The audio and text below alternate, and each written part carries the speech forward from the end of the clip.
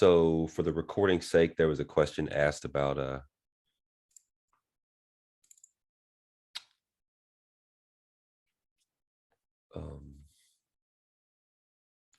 a value area and why I had said that I didn't really like it.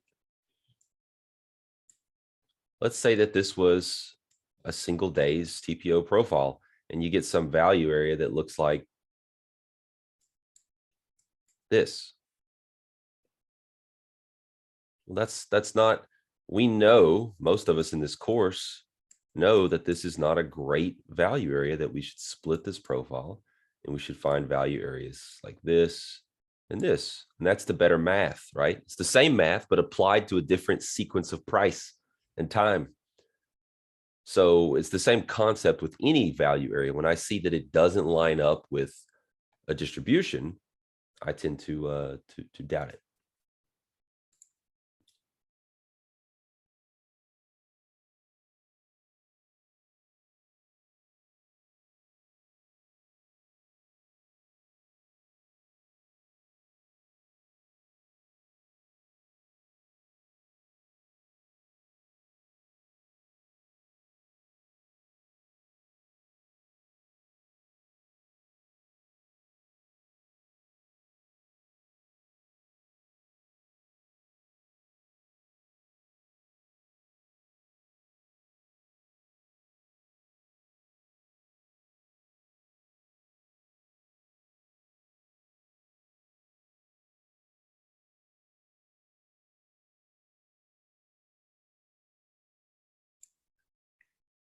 All right, so let's hop into the prep. 7:35.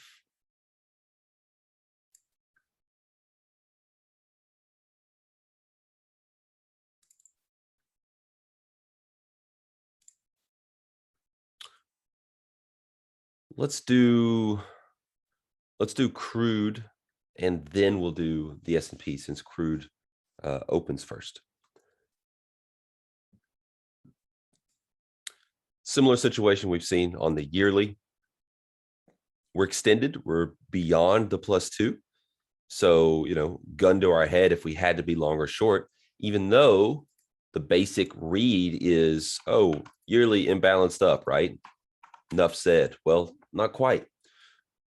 Yearly imbalanced up, when we get to such extremes, standard deviations away from VWAP, it's a bit more bearish. There's more downside for this than there is for this thing to just run further to the upside. So a little bit bearish the yearly at these prices within a bullish yearly overall condition. It's very important that you're able to separate those two. Quarterly, we can't use DVA, but we do have prior value here. Probably not a factor. Monthly, this is where we were, looking for crude to pull back into yesterday.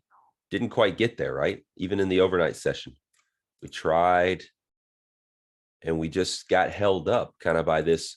I think I mentioned this little LVN notch right here in front of weekly prior value. Just couldn't do it. We couldn't really do anything outside this day's main distribution, just a little dipping of the toes there. And then the overnight session began, as you see on the bottom right chart, as I hold my horizontal cursor at where prior value was from the day before. You see the overnight session begin to hold back inside there. A little bit, another little dip below it, and then another stabilization. And that's led to, buyers taking us higher. So same concept though, as yesterday. We'll move this. We're looking bullish. This zone. As the imbalance continues, as we've rejected last month's value and are trending higher, imbalanced up. The weekly is rotational. Overnight high, is the overnight high important? No, the overnight high is not important. The overnight high is there because the weekly rotated across its value and found sellers. right? So I love Tuesdays. Tuesdays are probably my favorite trading day because I get to start to use the weekly developing value. I love trading Tuesdays. So just some neutral references for us here as we are rotational within this space on the weekly.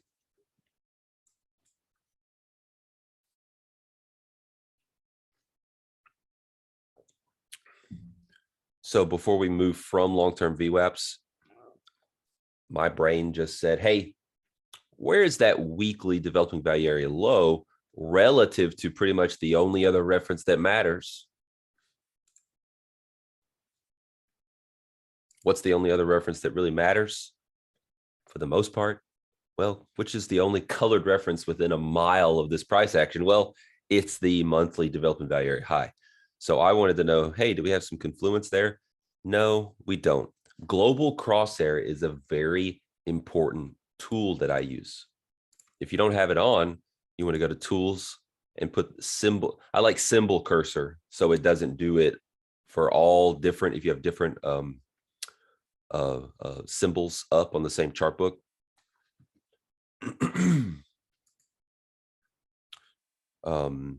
So where is weekly development value compared to bottom left chart? Go look at it. Oh, it's not quite there. So it's not really confluent at this time. Now, if monthly development value keeps stepping up, well, guess what? That is going to be a nice trade where we're combining factors. It's going to be an imbalance pullback for the month, and it's going to be a weekly lower extreme. So that's something I'm interested in setting up there. We can give ourselves a little new CVA, can't we? And I want to change a setting. It makes it easier for you guys. So rather than an auto font size, well, rather than a fixed font size, now, haha, easy for you guys to see. Okay, so dang it, never mind. Well, I was going to do a split and merge, but we can't because this was the first part of the day up here. And so that would be in between these. But just so let's do an approximation one. You know what? Screw it. It does a good enough job. That's not bad. That's how you know you're getting into a good trading day, when you do something and you love it and you're like, screw it. Let's go. Okay. So we're giving ourselves a new CVA here and didn't even expect it to be a good one.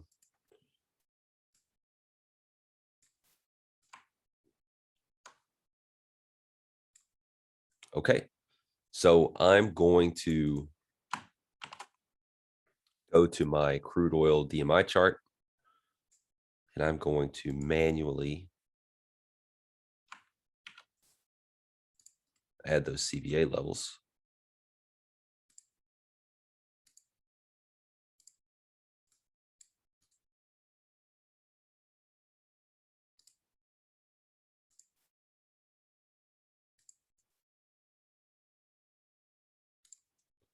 Can't tell I've done that before, can you?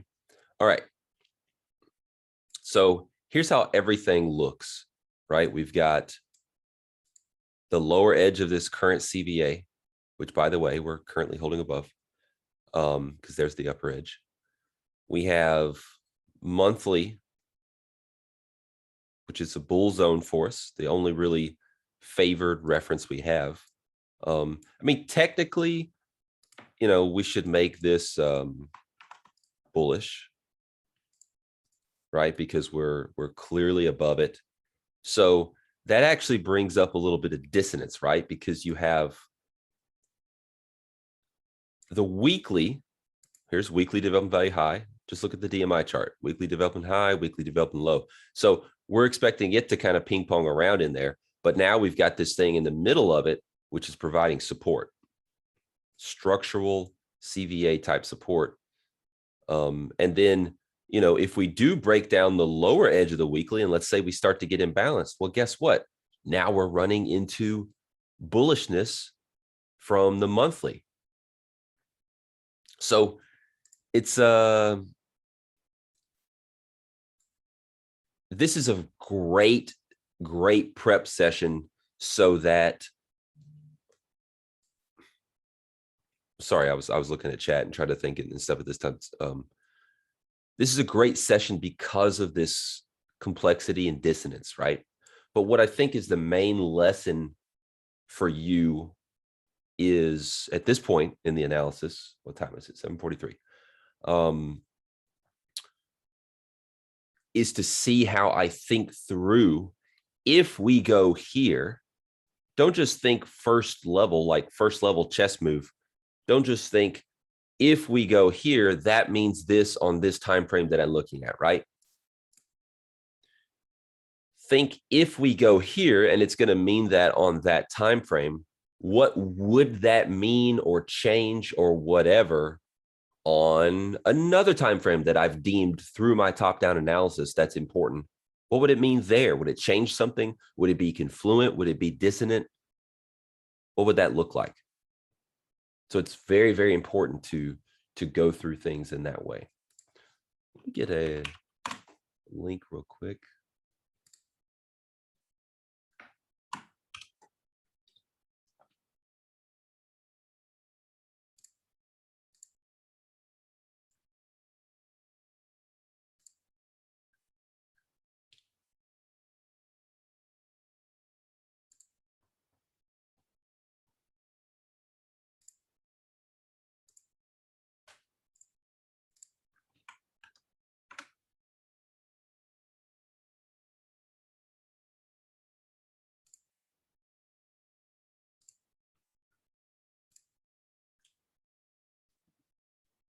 Okay.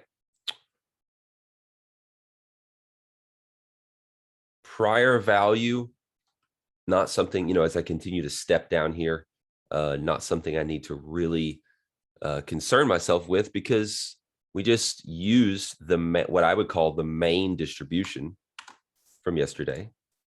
We just combine that with the prior day's distribution. Sure, we've got a little something up here, but that's not my concern when I look at this profile. So this was a beautiful little CVA that I didn't expect to work out as nice. I guess it's only 3 wide up there. So, but 3 wide is kind of the cutoff to where it starts to matter. So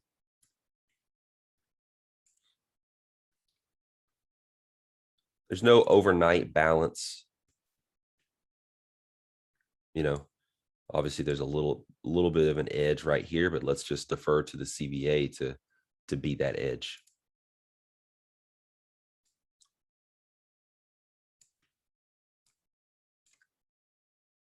All right, cool. Let's go talk about the S&Ps.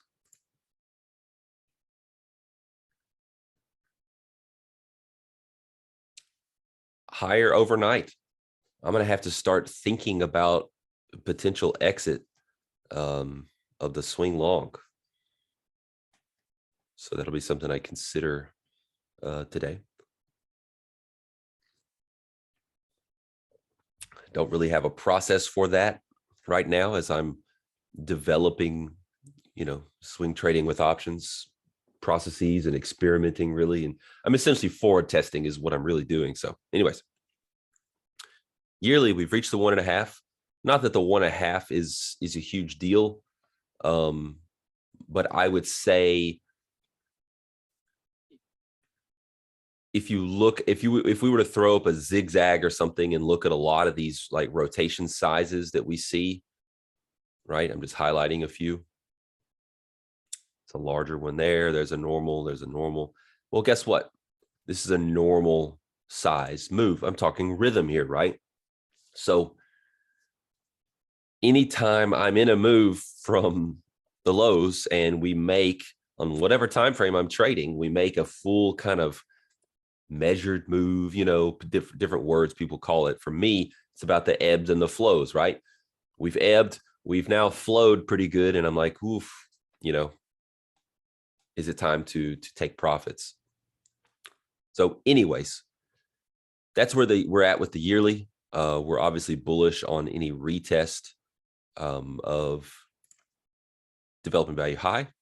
And that's pretty much all there is to say on that. It's not something, for today's trade. I'm talking about my swing trade there with that rhythm. For today's trade, not usable, right? And nothing of what I was talking about for day trading the S&P futures today was relevant. It's just kind of in open space here in a general bullish environment.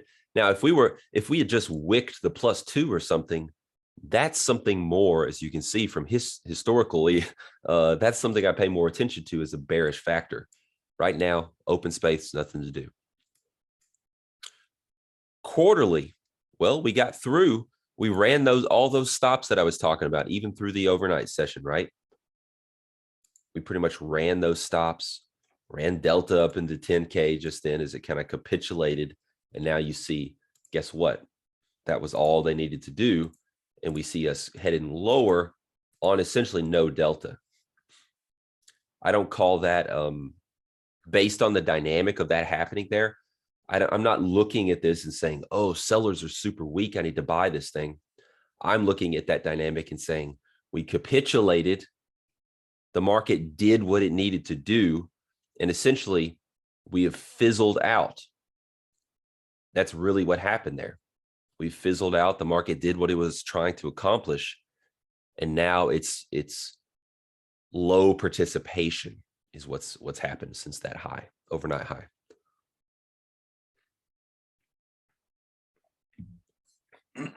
Hang in there, voice. Got a long day ahead of us.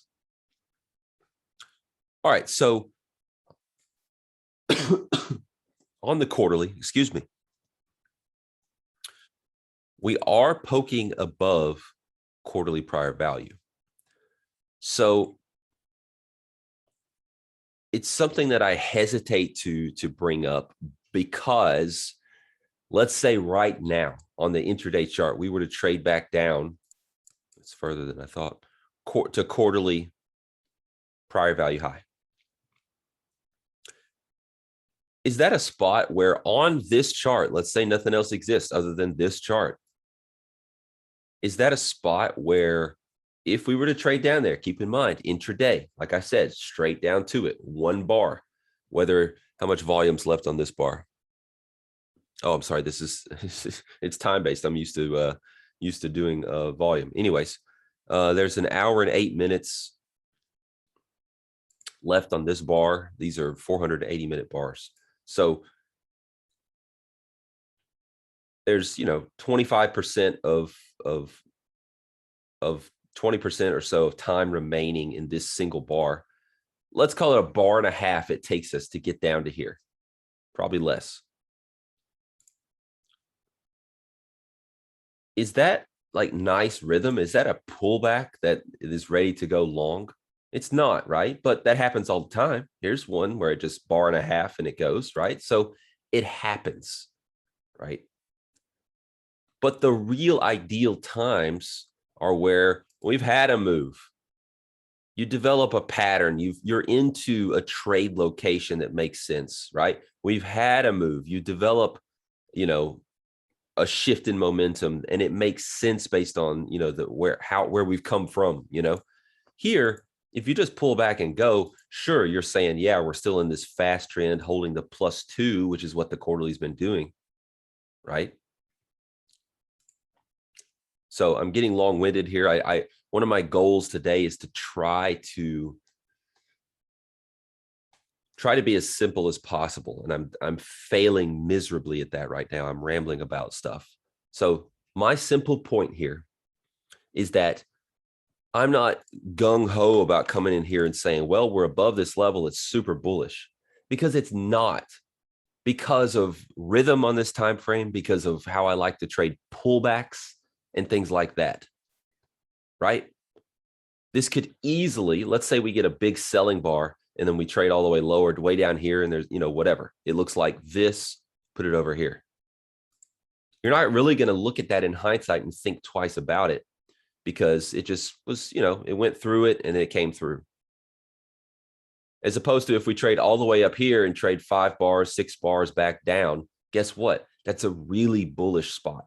So rhythm on timeframes matters when it comes to reading acceptance, right? Rhythm is a component of acceptance. So, very, very micro here in terms of this is all becoming, yeah. Tanush is typing it right now because there's not really price or time acceptance above that level. So I'm not really saying, hey, that's a super bullish level. We're above it on our lower time frames by a wide margin. Will we watch that reference as we pull back to it? If we pull back to it, yes, we will. But for DMI purposes, I'm not going to come in here and say super bullish A+ level to trade from here because it's not.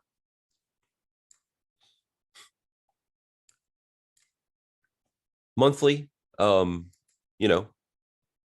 pushed higher. Remember the monthly prior value was up here while the quarterly was down there as we were prepping yesterday. This is just another, we could even call these stacked references, right? Where you have one potential destination and another potential destination. And in fact, if I was smart enough yesterday, I just threw my mouse, I would have noted the ability for stop runs above these swing highs and that there were stacked references and that the monthly was just lurking above. And that would have been a very intelligent thing to talk about and say. Anyways, we've now hit the monthly destination. Monthly is still imbalanced up. Let's adjust where that is. And in fact, because this is so far away from where this is, I'm gonna, give it some room higher because by the time we get back down there, this is going to keep creeping up. So somewhere in that area is a good spot to just throw it up there. Remember what I talked about, the weakness of VWAP based value is that when you really start to go, because volatility, because variance is expanding, guess what? That band doesn't come up. It's not like a Keltner channel, right? It's more like a Bollinger Band. It's trying to expand a little bit rather than contract. So it's lagging, where value begins to be. And then to the weekly. Hooray, it's Tuesday.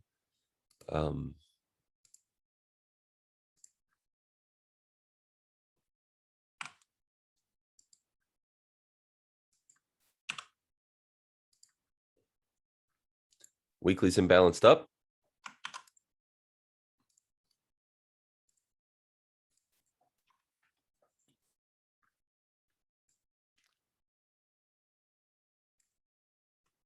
This is, still, we'll keep it neutral.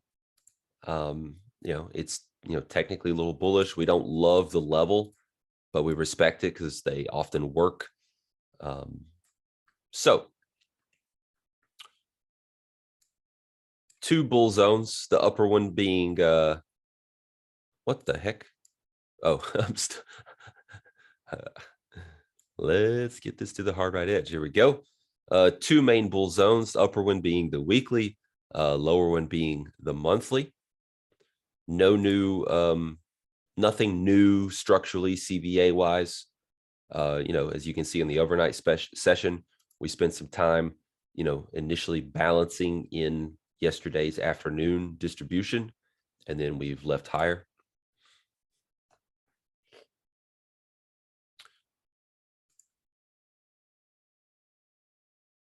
Here's the quarterly. Here's the monthly prior values. Not great references because, again, they're just destinations. So not like super, tradable levels, but we'll keep them up there. Really, today I think is especially about, can we get a pullback? Can we get an imbalance pullback, on the weekly, or does the weekly break down, in which case we become short-term bearish as we work towards the monthly giving us that trade. But I think that there's plenty of room, as you can see, 44.80 to 44.20s, 60 handles, 55, 60 handles. That's plenty of space for us to be bearish and go with a bit of a breakdown.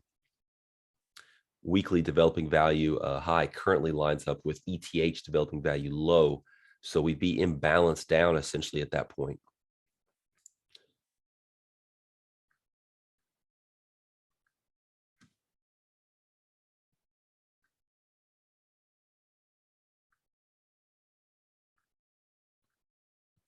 Yeah. So M Hound, I'm not sure how to say that. Hound, the Hound, um, asked about, should I not split yesterday? Um, and the answer is, if I really cared about getting those value area levels correct on that distribution, then the answer would be yes. Man, this one's not getting bigger.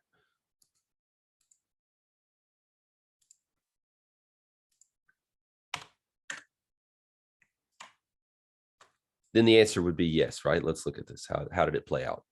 So it's really imbalance, imbalance, imbalance, imbalance, and then starting after D period there, right? So if we split off the C period, guess what?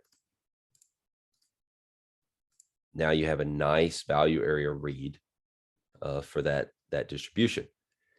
Is that, will I make money today versus lose money today if I don't do that? No, because I'm so trained, to look at distributions.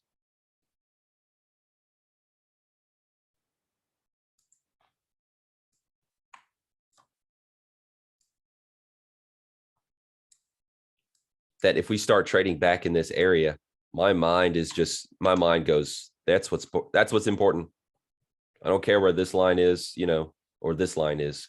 So if you need help developing that skill set, then by all means, make little splits like that. But great eye noticing that, hey, Merritt, we've been talking about this concept. Value is not really attached to that balance very well. Good eye.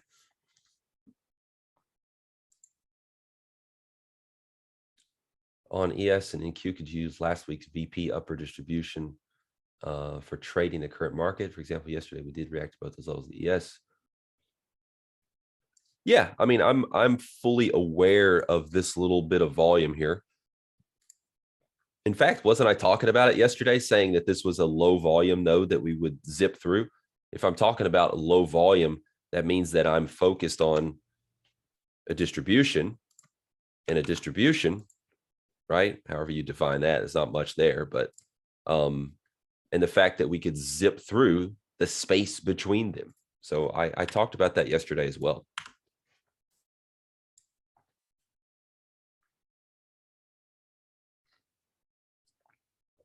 Crude is interacting with,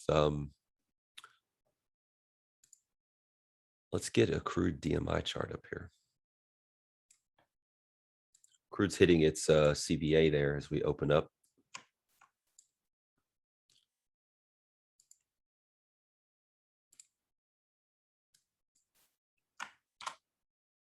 Oh my goodness, where did it go? Uh-oh.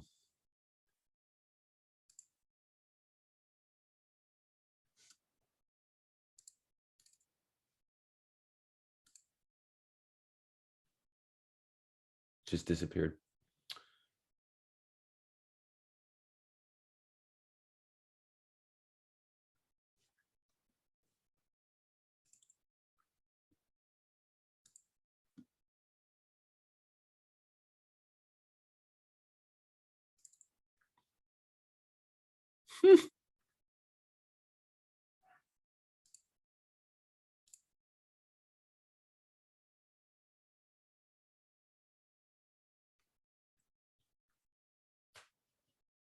Year, quarter, month, week, TPO composite. Wow, it actually just like disappeared. I'm sorry.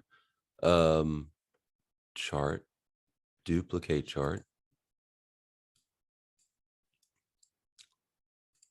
I'm gonna name it something funny. DMII.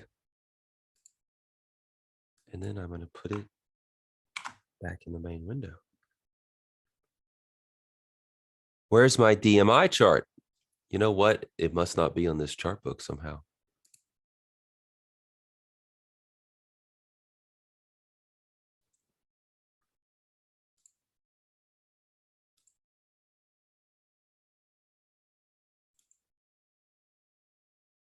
There it is.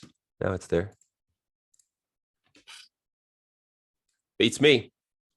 There's the first one too.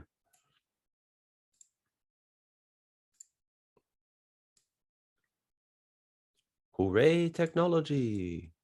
Okay. So crude intersecting with CVA.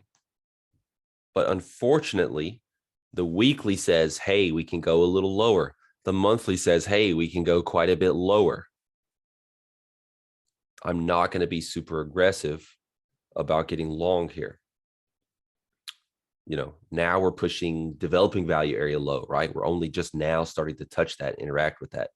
The tape is strong for the sellers. So, some of you who look at a reference and put a trade on because there's a reference there, you need to do what I just did. You need to think through, do other things agree with this? Does the tape agree with this? Let's wait. Let's collect more information, right? Could have saved a unnecessary stop out there.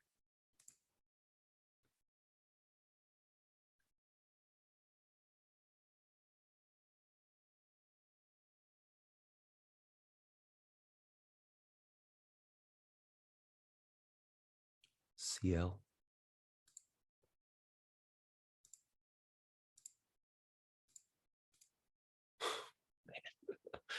All right.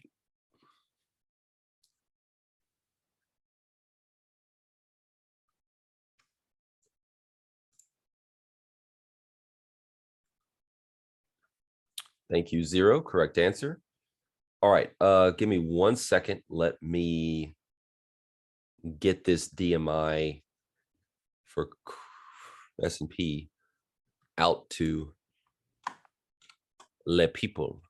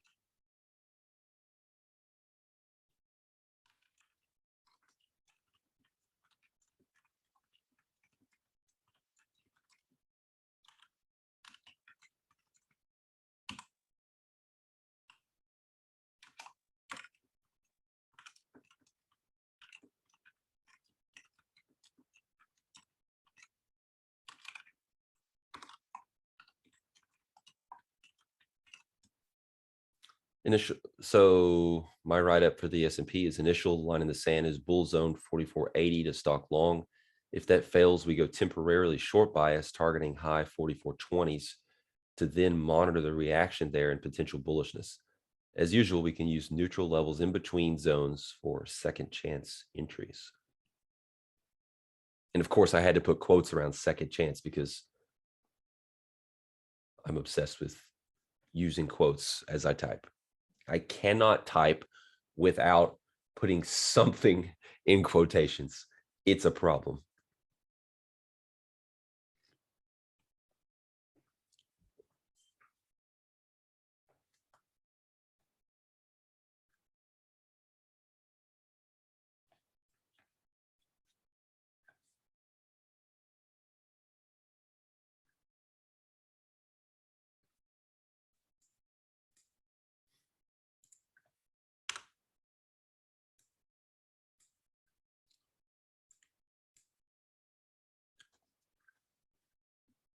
What's not a part of my prep scenarios discussion? What's not a part of it that a lot of students, when I see their hypos, they write a lot about? What do I not talk about? And the answer, oh, we got a few guesses coming in.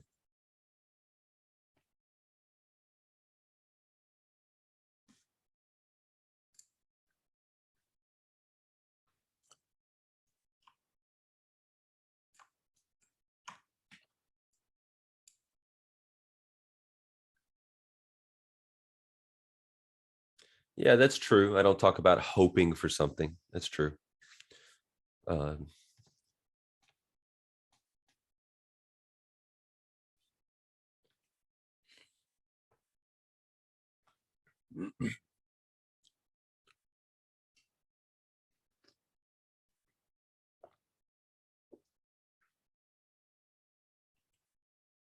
the answer is DVA. A lot of people treat DVA like it's a huge part of their hypos. And it's not. Like, yes, did I mention at one point, okay, if we got down to here, that would be, where would we be on DVA? But that's like the final little bit where I'm saying, okay, where are we right now? And what would that look like when we got there?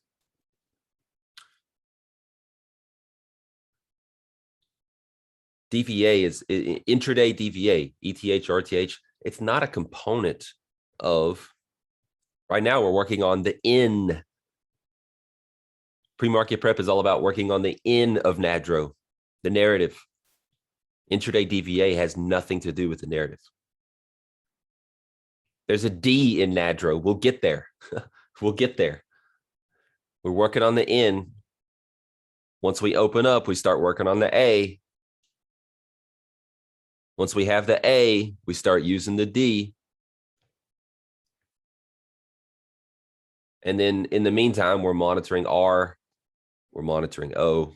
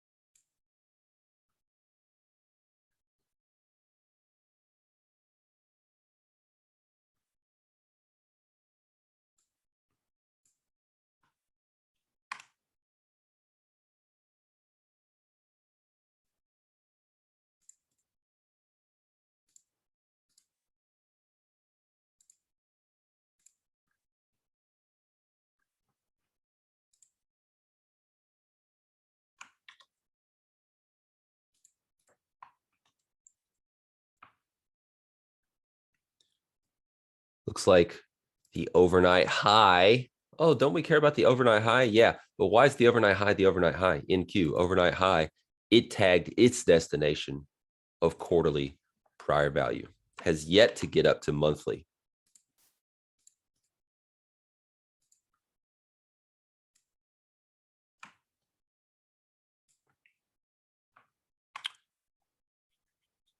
What's the old gold doing? So yesterday it tried to get back in that CVA. We were monitoring. We wanted to get a little lower and then look to get some shorts. Didn't get it. We were finding support off this area. Overnight session took us higher. So it's a bullish area.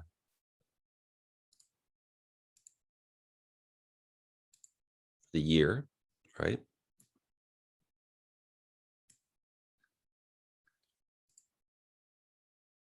The quarter was,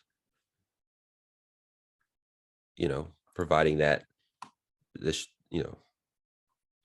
should have been a green line. I'm not sure why it's not, but that's because that's a fresh move in. That's the retest.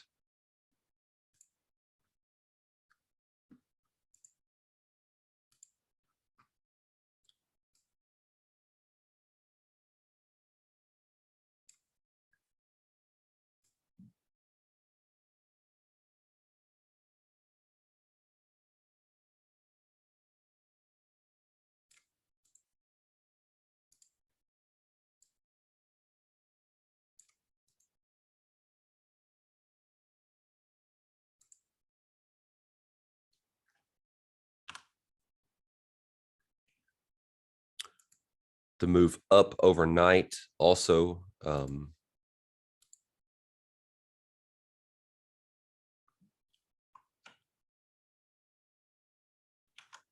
to the upper extreme for the month, which is bearish, right? Try to go imbalanced up, fail. That's a retest there. So a little bit of dissonance there. And then so far, you know, we're holding imbalance up for the week. This thing is, look at the slope of that DVA there. That's really picking up.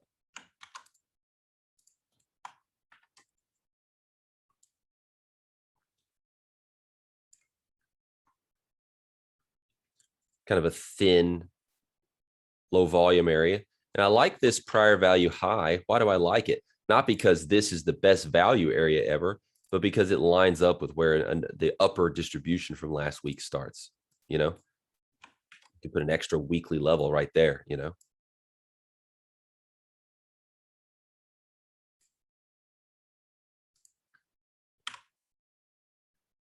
So bull, bear, bull, bull, right? So the bulls have it in terms of the numbers in gold right now. Not to mention this, even though like you expect us to leave this CVA and not come back, but that's exactly what we did.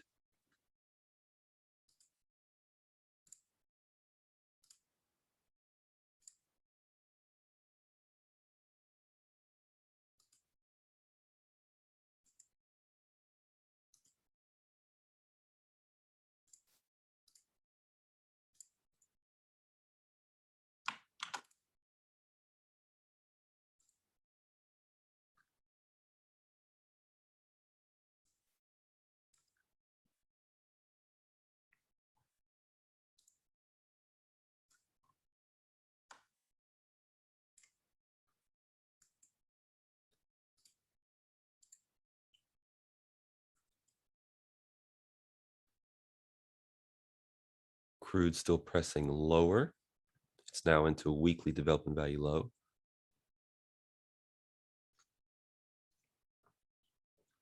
Which puts us, you know, smack dab in the middle of the new CVA. Let's not make this green anymore. Just make it neutral.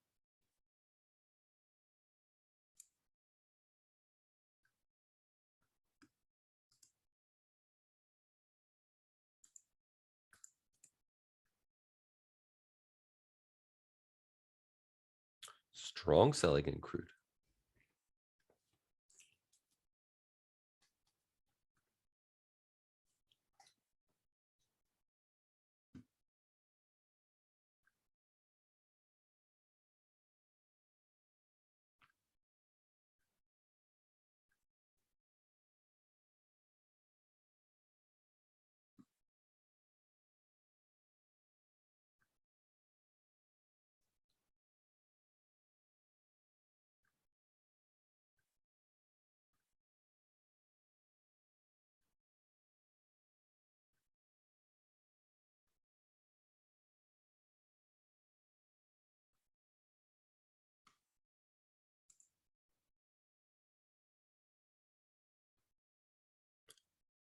Nat gas down 10 cents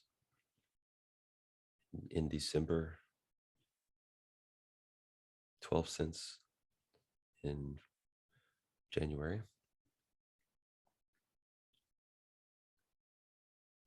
It's another one of my swing positions. I'm swing short nat gas.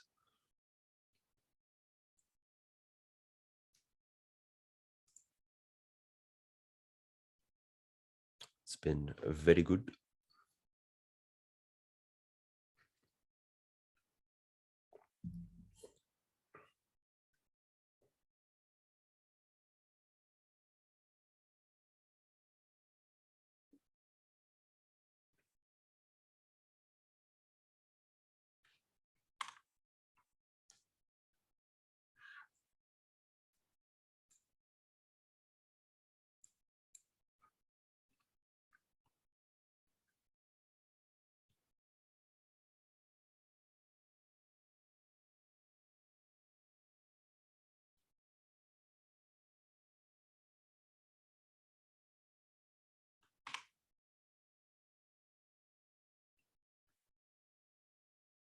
In terms of news today, I think it's just a couple of Fed chairs speaking and whatnot.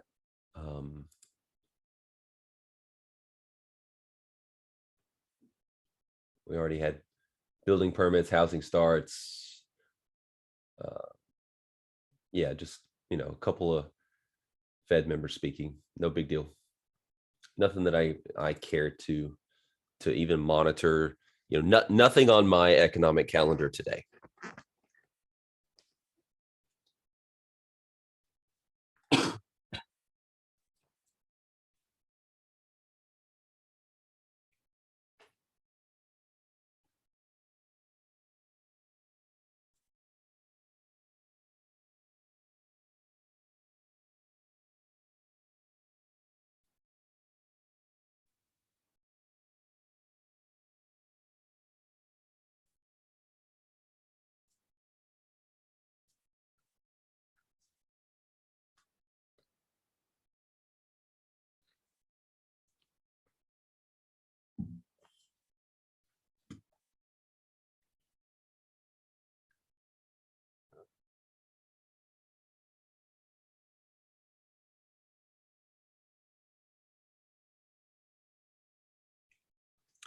I trade pre-market plenty of times.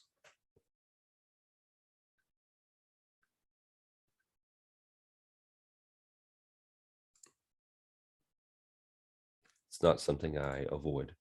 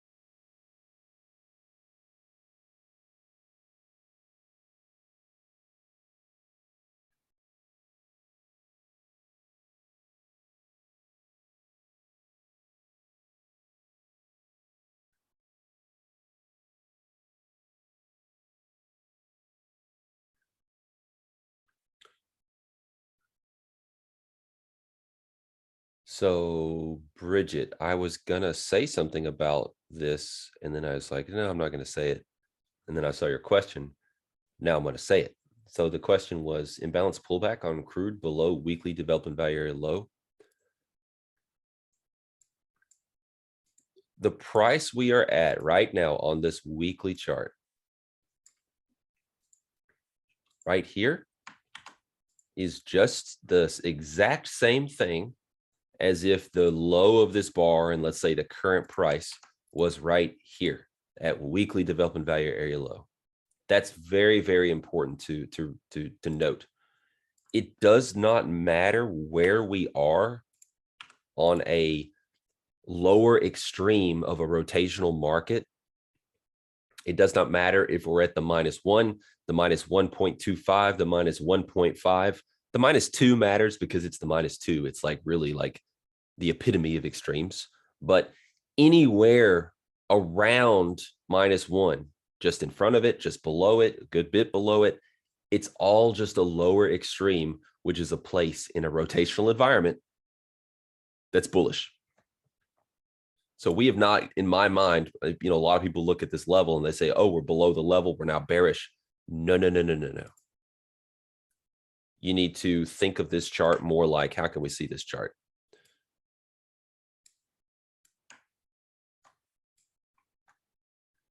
You need to think of this chart more like, this, like we try to get imbalance that fails, rotational, rotational, right? There's nothing changing here. It's just rotational from here to here, down to the lower extreme. That's all. So I've got to draw this level somewhere. Technically, if you want me to draw this level the way I really see it, I'd draw it from just above the -1 all the way down here to like almost a -2. And I'd be like, there's the bullish zone. But I don't draw it that big. Maybe I should.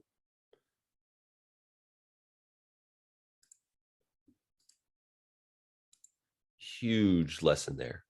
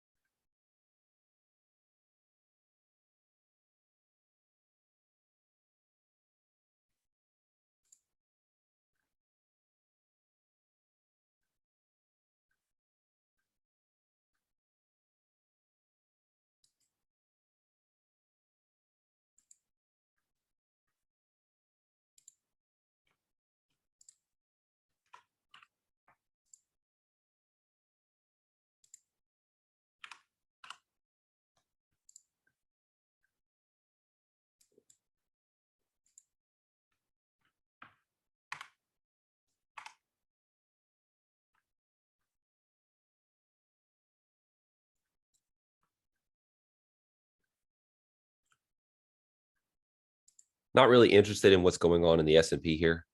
A simple bounce off of monthly, prior value. No real buyers behind it. It's not a trade. Look at, we have no DVA location here. We'll see what shakes out here in 3 minutes and 10 seconds.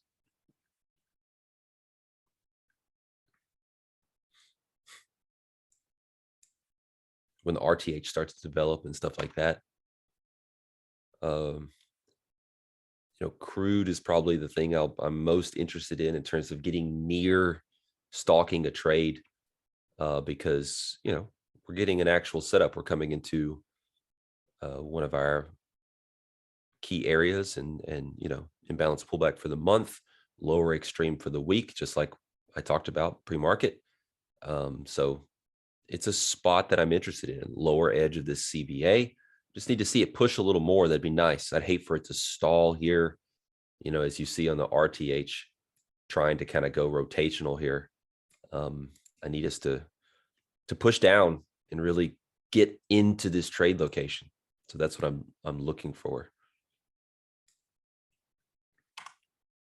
Gold is something I think that if we get higher, I'm interested in, because that's where the dissonance gets cleared up, right? Gold is bullish everywhere except for the monthly, which went rotational.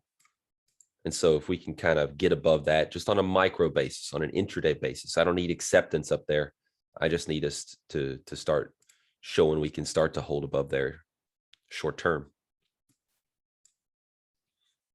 Because I have everything else working for me, I can kind of compromise there, kind of get acceptance, be okay.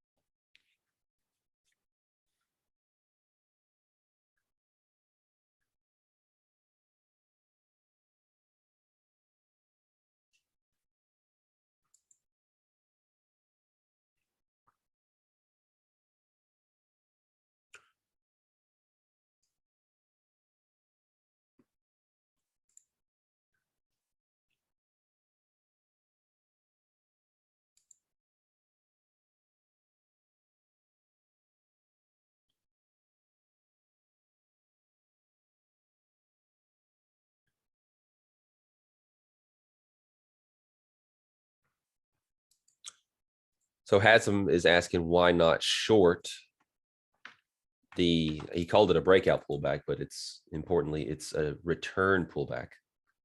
Oh no. Yeah, Ryan, I hate this font. It's an R return pullback. He got it right.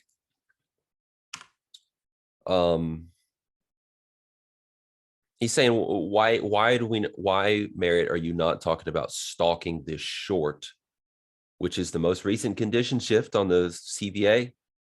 Well, I'm mostly bullish crude, right? I think that the monthly is my key chart here. So if I'm getting short here, I'm getting short where the monthly is trying to continue an imbalance up. I'm getting short where it makes no sense to be short on the weekly from this location, right? We're going to be popping back, from a lower extreme back into DVA on the weekly, and we're just going to get short there. So it doesn't make sense on those other time frames. So I'm not interested in shorting it as a standalone type thing. Yes, we have bearish order flow. I agree. Also, what's your DVA trade location there? You're going to take a VWAP maybe trade location?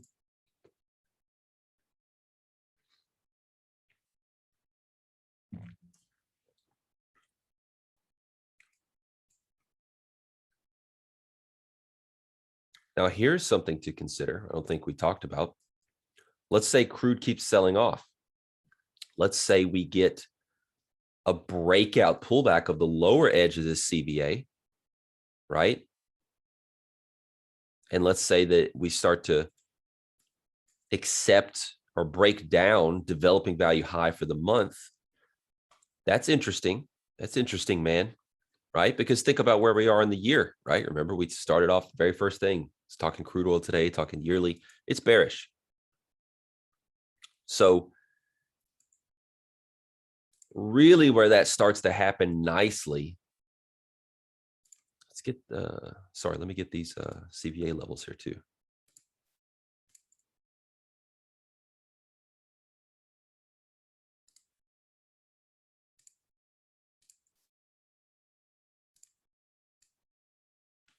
Really where that starts to clear up and happen very, very nicely is in a return into this CVA. That clearly gets us below the monthly imbalance pullback. That's, we're below that on a micro basis on that time frame. So if crude wants to really have a day here and go low, that's the spot where if we get below there, it can happen. So that's very different than shorting up here, where Hasm was saying, don't you want to short here? No, because of all these bullish factors. But if we can get below here, now we're pushing into weekly prior value. The monthly's breaking down. The CVAs are all breaking down. Everything's bearish, right? Keep it up, crude.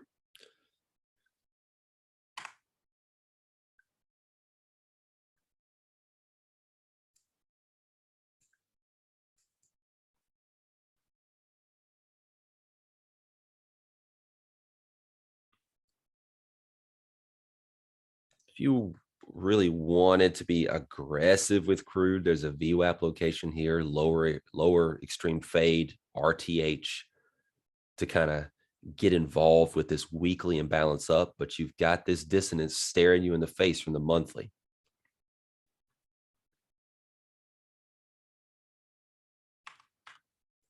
S&P is now open.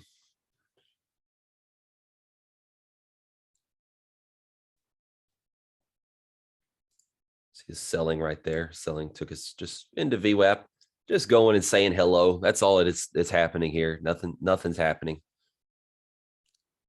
Hey, liquidity at VWAP. Let's go, snap to it.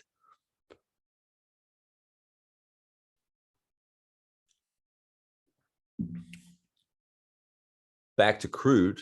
We don't want to get too far ahead of ourselves. We're stalking a long entry, right?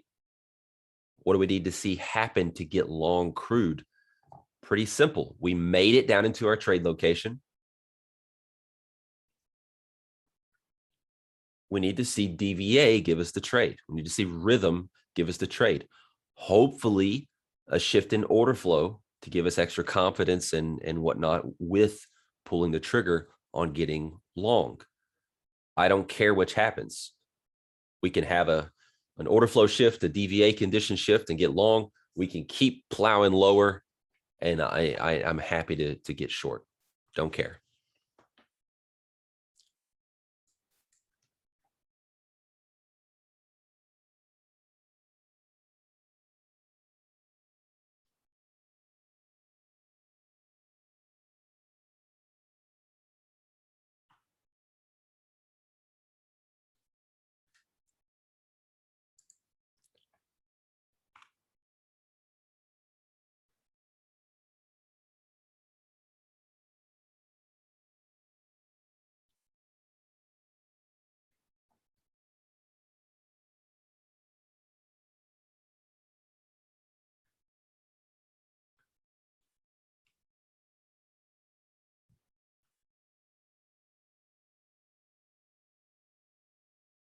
To reiterate for the S&P, looking to see some interaction with the weekly. That's the first thing that could be interesting. Nice selling. Sellers continue to press here.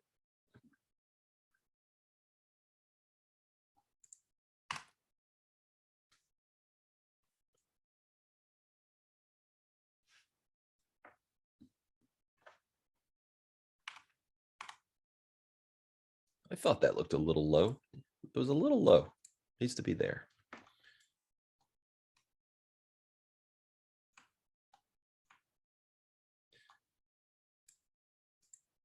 Potentially that, potentially capitulatory type of selling there into that last bar. We'll see. If buyers just continue to drift higher, which they're kind of doing, then we're not turning bullish on the tape yet.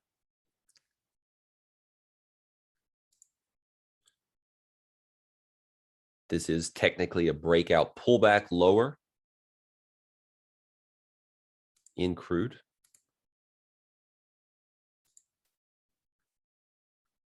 This would be an aggressive place to start to get short, right? It's into our bull zone on the monthly, but certainly the tape in your favor here, the imbalance down in your favor here. It's a very tough trade location to be short on the weekly. So that for all those reasons, think about it, how easily we can slip into this, state of, well, this and this is bearish. Well, let's short it. And if I were to short here, and trust me, I could convince myself that it's a good idea. I could convince you guys that it's a good idea. But if we look at my entire body of work this morning, because it's recorded, and go back and look at all the things I said, that would not be in alignment with my prep and analysis and essentially hypos for the session, right? In fact, it would be doing the exact opposite at the exact trade location. What does Zero, what does Pat from the desk, what's his little phrase him and I came up with about aligning with prep work? He's got like an acronym.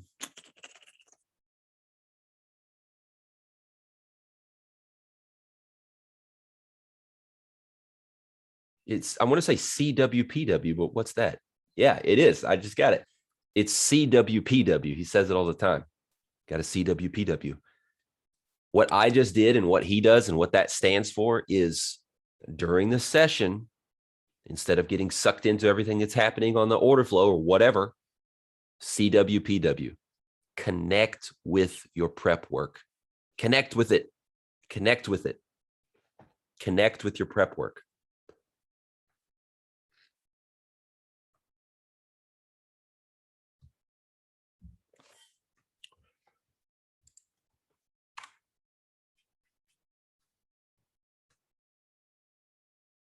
Gold is having an imbalanced Pull back on the weekly right here.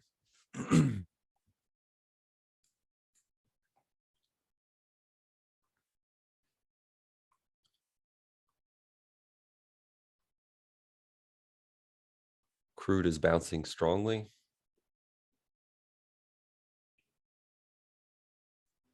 Kind of like this spot in gold. It's a VWAP trade location with ETH. But if you look top right, RTH, nice lower extreme.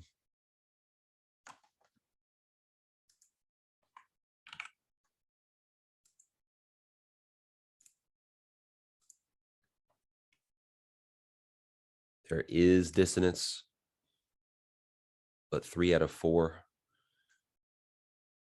More things definitely lining up bullish. It's not really moving. NQ and ES rocket shipping higher with delta behind it. Rocket shipping. Crude getting a bounce.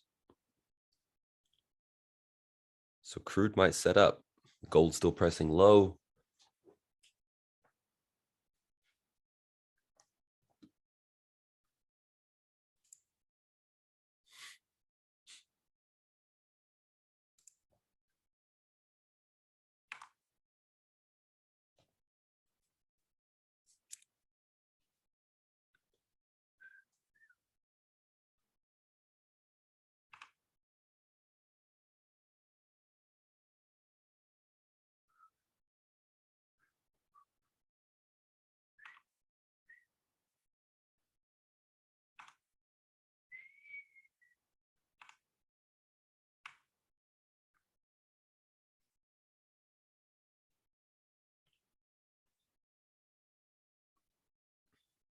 So the most aggressive entry we might get in crude would be an extreme fade now that the RTH is rotational. That would be going against the ETH imbalance down, as you can see. If we were to turn here from the confluent spot of RTH VWAP, ETH development value low. So the ETH would clearly be perfectly still imbalanced down. We're back inside the CVA. So things are playing out as we drew them up in crude. The question just remains, will we get an entry? And we're not going to stress about that. Are we, guys? Are we? We're not going to stress about it. Sometimes we get entries, sometimes we don't.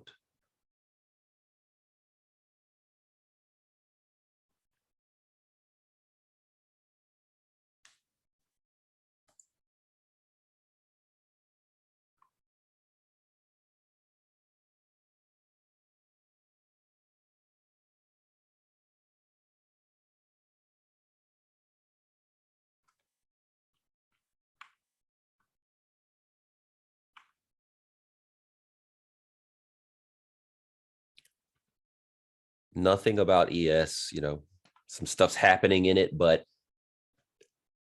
nothing about ES here is having me consider any type of stalking any trade whatsoever. There's just nothing in ES here. Crude, I'm looking for a pullback lower now on my intraday chart, especially that RTH chart, to find a long entry. Gold, I thought about getting long just last time I was on the chart book. I'm trying to weigh in my mind the monthly dissonance versus the rest of the picture here. I also don't like, this might be being a little nitpicky, but I don't like these large wicks here,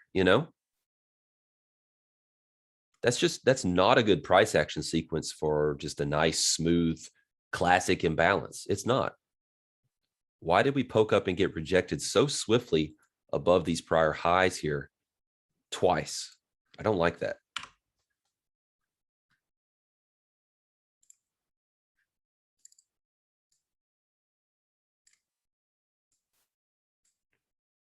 So we're going to pass on gold here.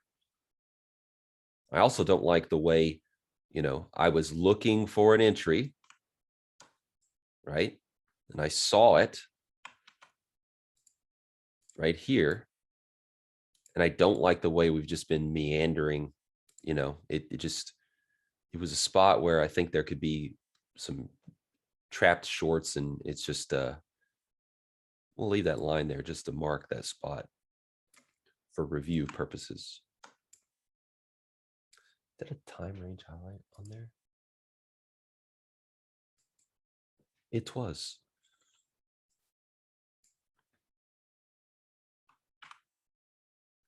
Whoa, crude. Hello.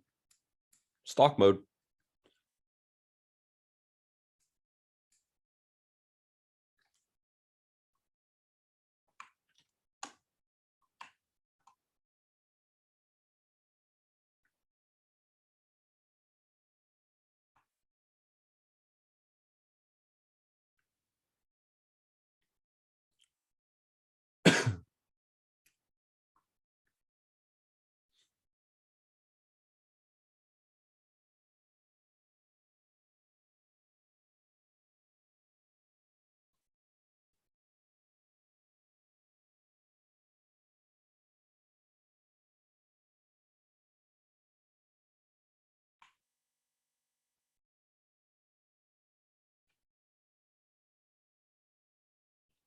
I don't believe the up move right there.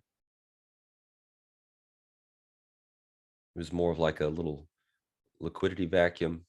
Okay, I believe it.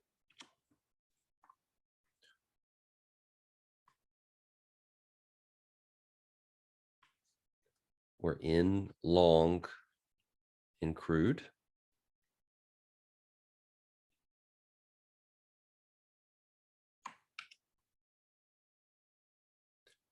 There's a lot of selling pressure into this area.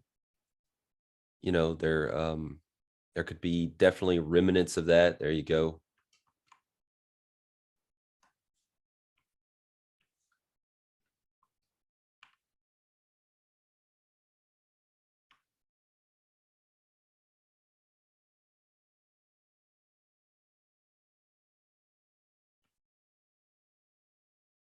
Seller's not doing anything there on that little retrace from our entry spot.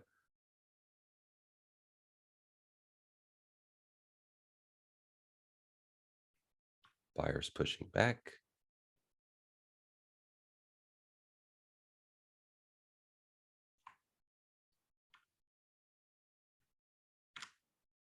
Small scale there, tiny scale.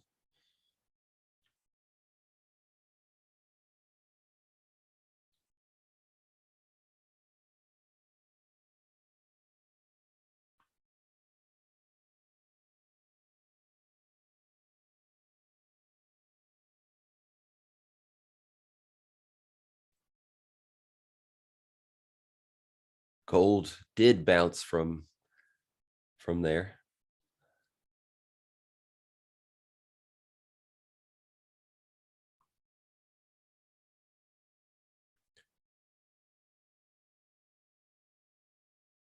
So if you look at the DMI charts, top, center, left, do I care that we're hitting weekly developing value? No, I don't. This was a lower extreme. That's, who cares where the exact minus 1.0 reference is? Another scale here.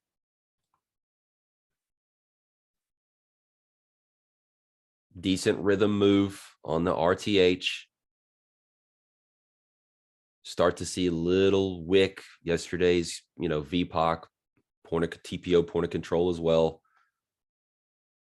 It makes sense to peel some off. There's kind of the real scale for me. When I say scale, it's out. Scaling is out. Remember the question yesterday, someone asked me, are you still all in scale out? And I said yes.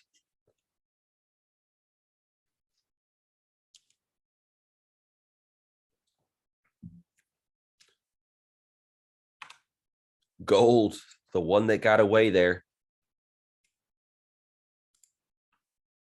It's all right. I decided that I didn't like the monthly dissonance and I passed on the idea. Doesn't matter what happened.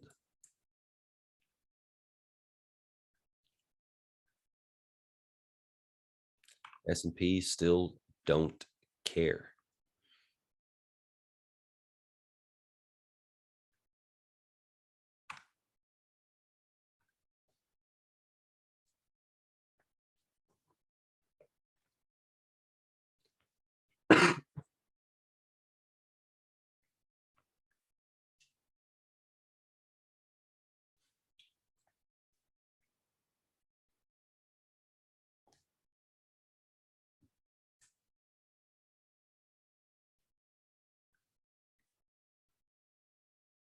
In crude, isn't there dissonance between RTH and ETH?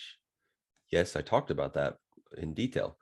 Are you saying there's no acceptance on ETH and balance short? We talked about this yesterday, where we need to see alignment between RTH, ETH for an RTH trade to make sense. Am I missing something? Yeah, you're missing that when, for normal situations using RTH and ETH, I typically look for them to agree in some way. And as I think I said yesterday, just simply not be a terrible idea on at least one of them, right?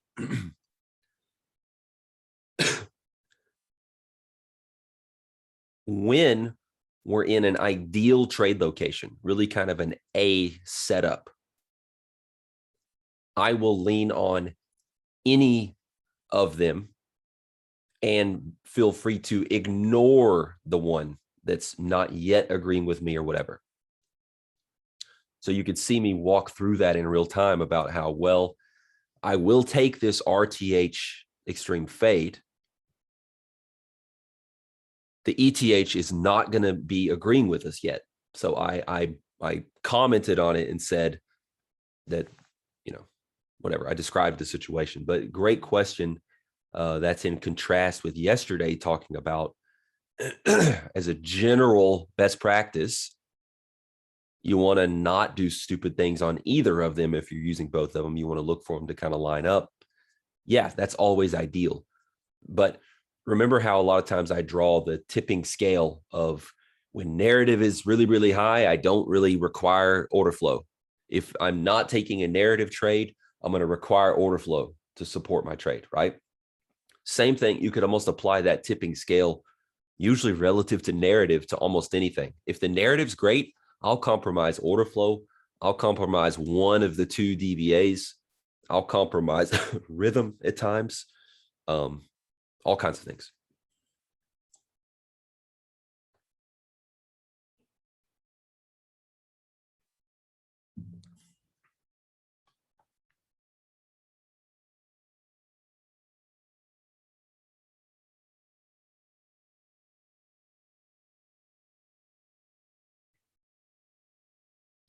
Good question. At this point, ETH has gone almost, I'd call it 48%, not quite 50%, to the distance between developing value low to VWAP. It's almost gone halfway there. So essentially it's, you could say, yeah, we're rotational. So a little compression type short-term price action right here. It should zip to RTH developing value high. That's kind of the next thing I can see.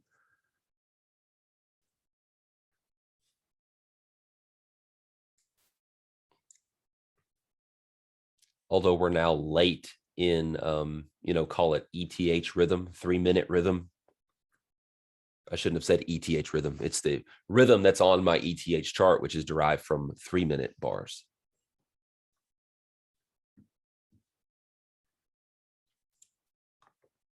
Upper edge of the CVA is up here at like 97.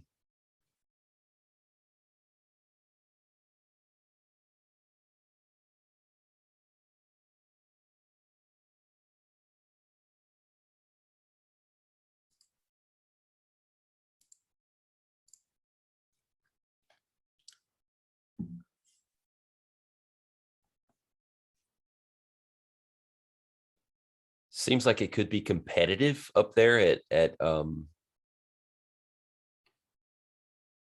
RTH development value high. We're not quite zipping there, so maybe one last attempt before we get another counter rotation. So I have put a couple limit orders up there to be there to get it, because I think it might only be fleeting and quick before we get a pretty decent counter rotation. So that's, more rare for me to do in terms of using a limit order instead of just hotkey market orders, which is what I typically am doing.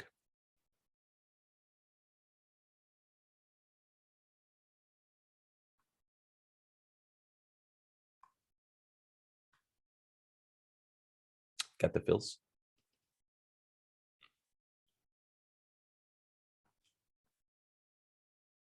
Gold, respecting the dissonance, back down to those lows as it again rejected from monthly. I bet gold's going to push lower.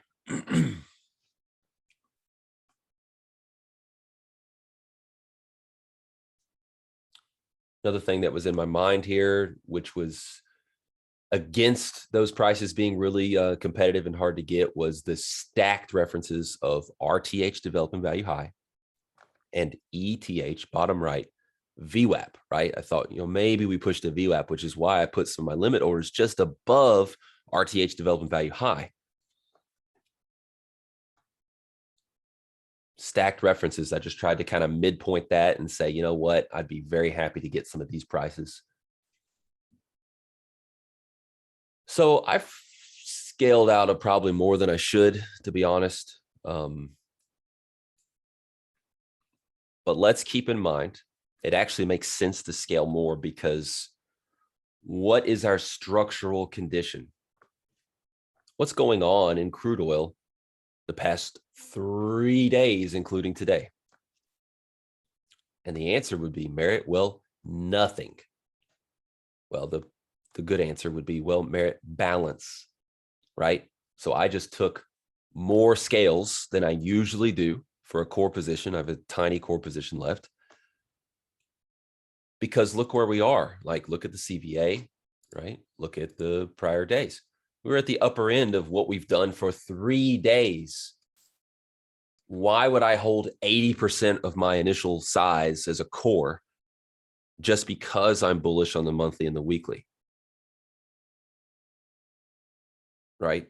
So I factored that in a little bit real time there, almost intuitively, just based on experience and whatnot. I almost verbalized it after the fact, to be honest.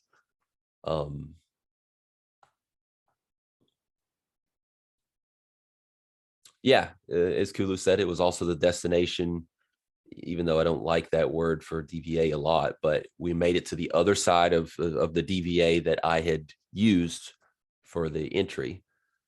So, like I said, rhythm, we're due for a counter rotation here. So I think this is going down right now, right? I started putting limit orders up, which is the ultimate aggressive move for me to get out of a position, kind of.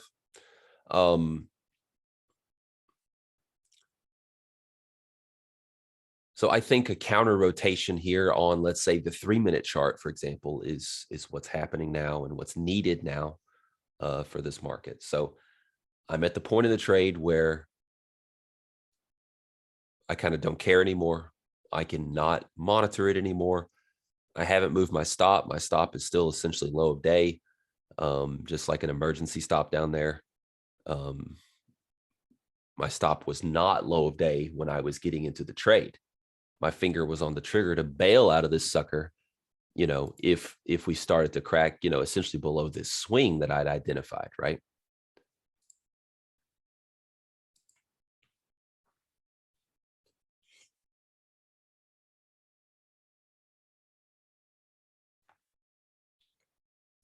Risk reward, stop below the swing, entry, whatever in here. Risk reward into the highs. 4.5.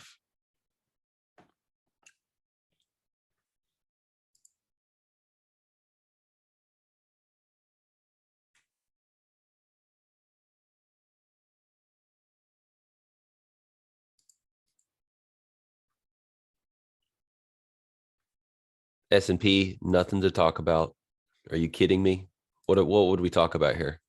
Right? No trade location, no price action. RTH on the, the smaller time frame volume chart just shows that we're rotational RTH. Delta pretty sideways. Gold, you know, it's interesting. It's tradable. Look at these nice moves on the volume chart, especially. So maybe gold just needed one more probe lower there. That was the entry, but instead of the first one. That would have been a good stop, a good re-entry long.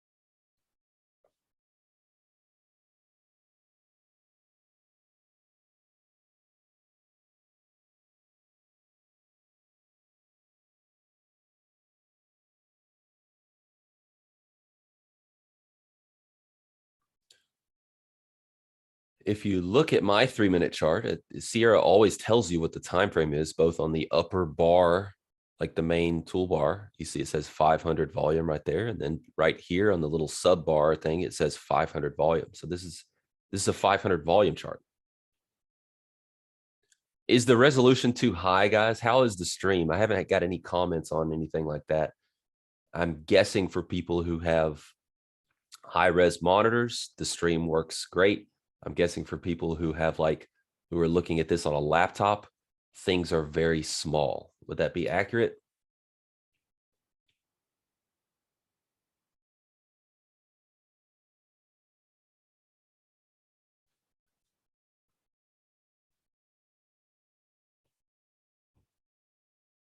My upper monitors are less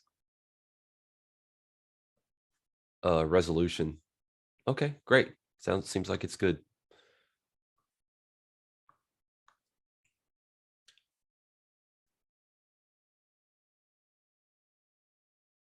It's even small for me, and I'm looking at it. So,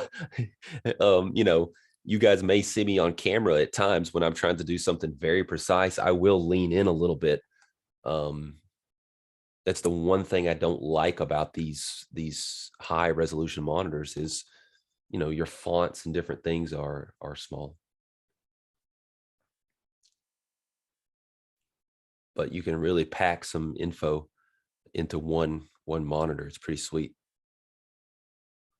I used to have 6 monitors and not enough space for my entire, chart book, right? I felt like I needed more. I'd have a laptop up, for email and different stuff.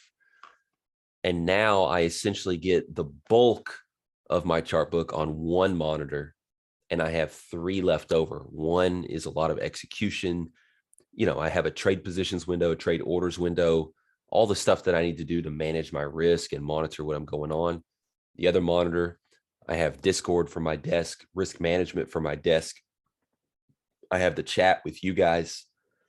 And then the 4th monitor, different things I'm doing, whether it's experimental testing, back testing, options, platforms, and then browser, email, whatever, community, Twitter.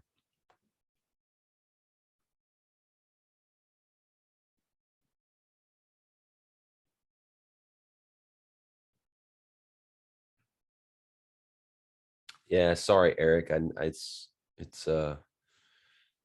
even if I went to my other monitors, it's still going to be I will try to do a good job of zooming in when I'm talking about things and whatnot when I can.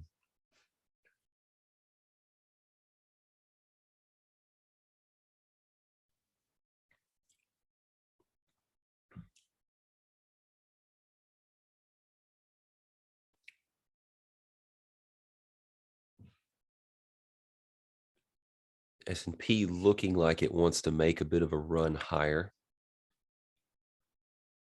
Poor high on the profile. Continued to just stabilize at monthly prior value. Had chances, couldn't get through ETH VWAP. 3 different times we pressed and tried to get through ETH VWAP.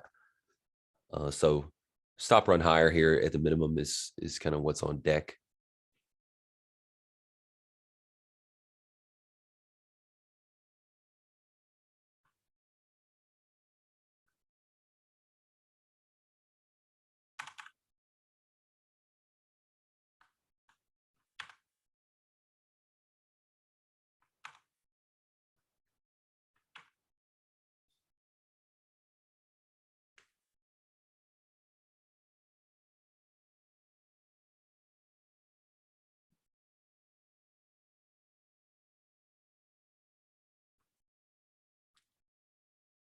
Crude putting up a fight to even rotate lower, which would have been a very natural progression.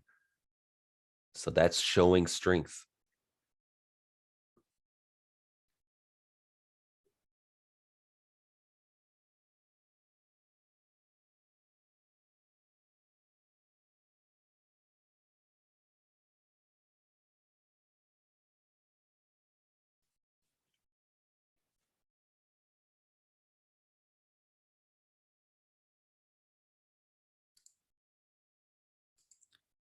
Just took off another one there.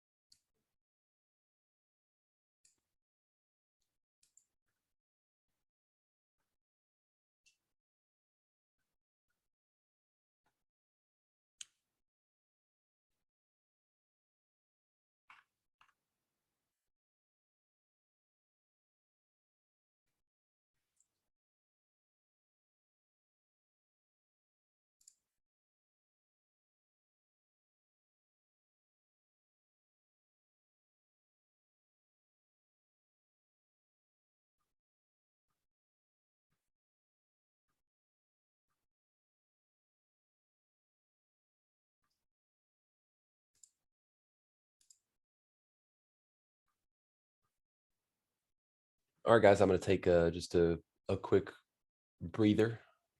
BRB, emergency stop in place because I'm getting up and walking away from the desk. No worries.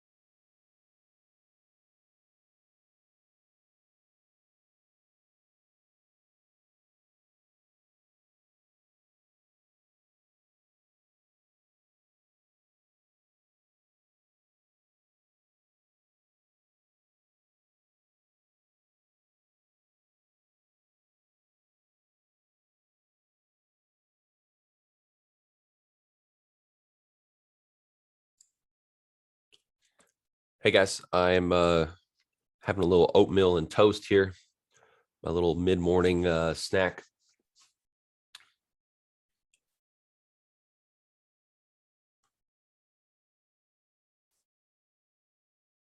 So I'm just going to be muted for a moment. Getting the pullback in crude. I mean, that's what was expected. ETH, the 3-minute chart needs to get its ebb and flow going there. So no big deal. If we start to break down, below kind of 81.35 area and whatnot, then we'll consider getting out of the core position,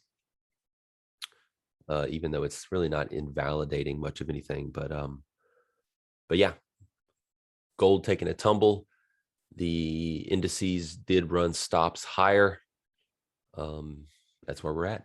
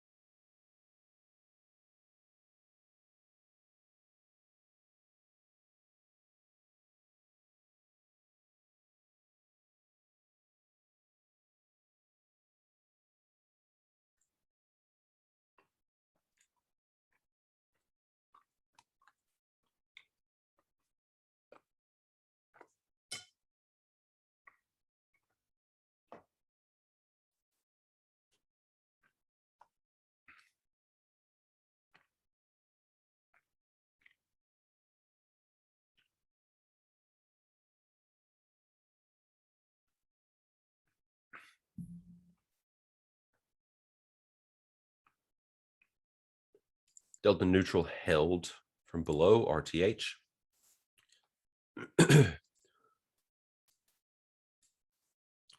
Overall, the sellers, not tremendously strong, easy to see on the RTA, ETH bottom. But still always monitoring where we are relative to neutral. If this trade's going to work, we're going to need to see us get back above that.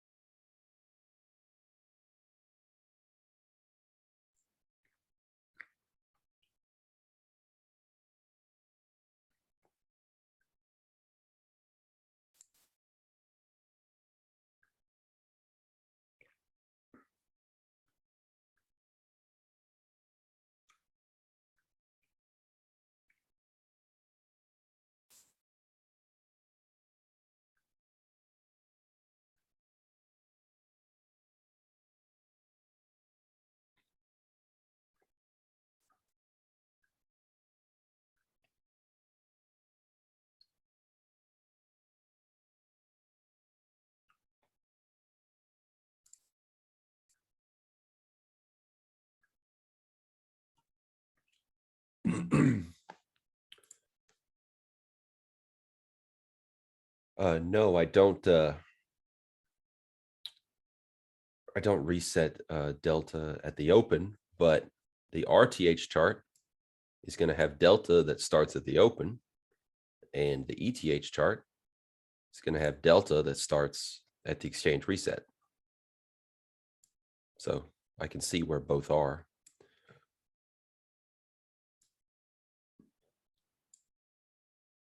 I lean on ETH. I know we used RTH a lot today. I lean on ETH 9 times out of 10. That's what I use.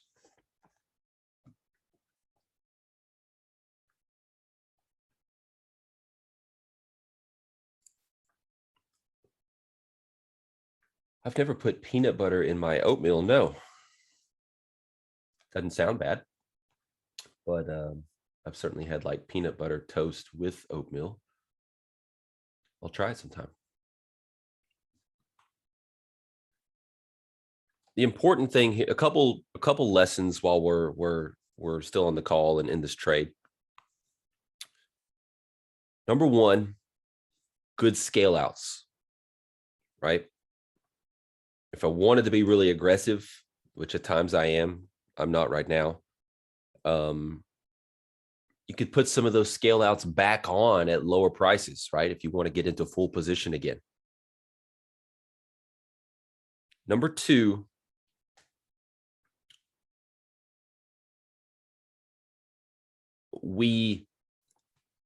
let's face it, guys, when the market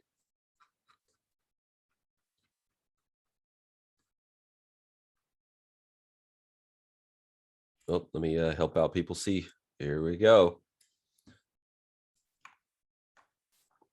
When the market was here, we said we should go here so we could get long. We went there, we got long.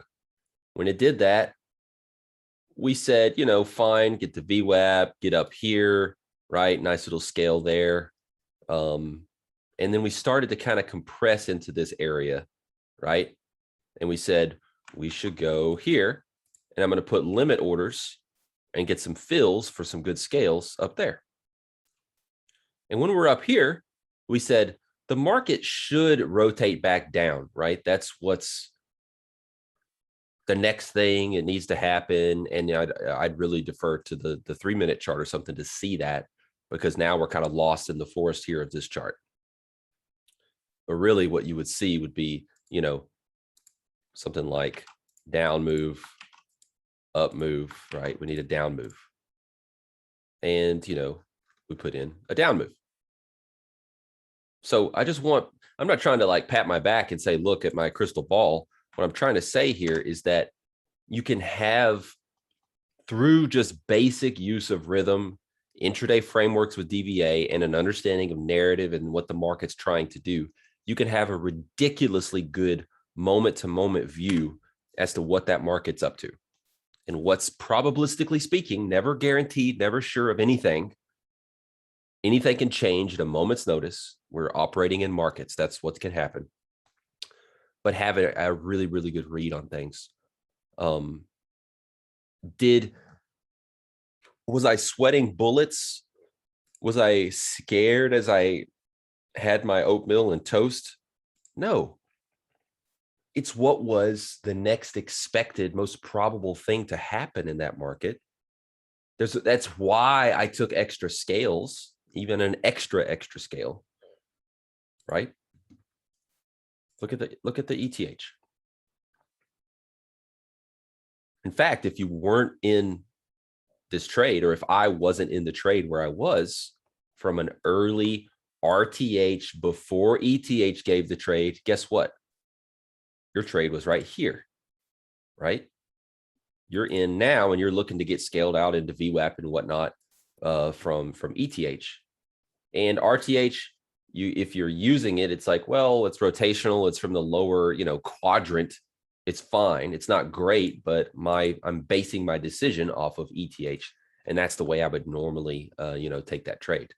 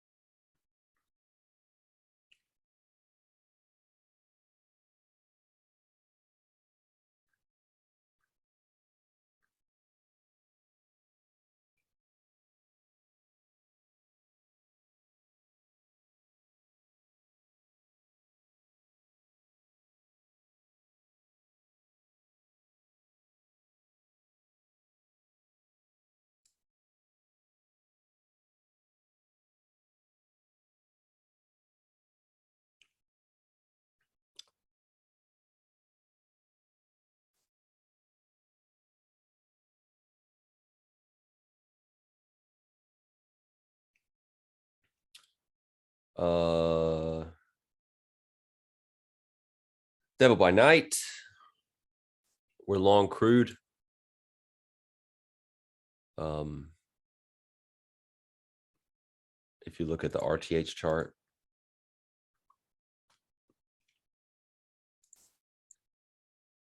we got long here.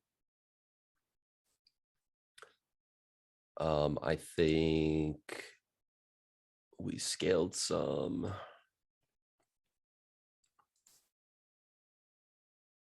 here.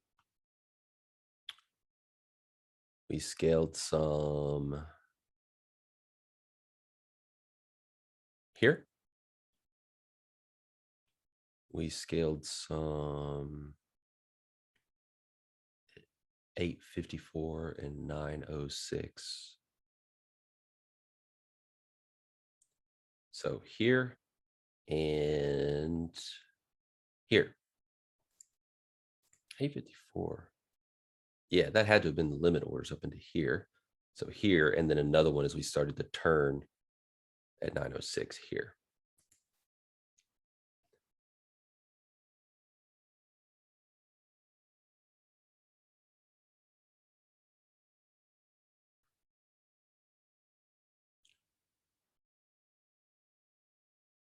I mean, for me, there's an emergency stop in which, whatever, just put it, have something out there. For me, if we threaten to not stay rotational now on ETH, I think is the big deal.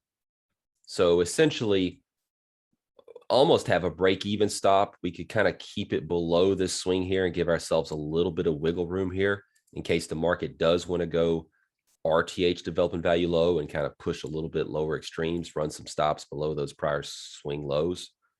But that general vicinity is where I would stop out of this trade. Composite value is there at 30, 31.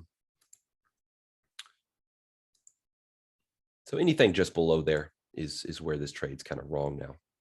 In fact, I'd be fine putting a hard stop in at that place.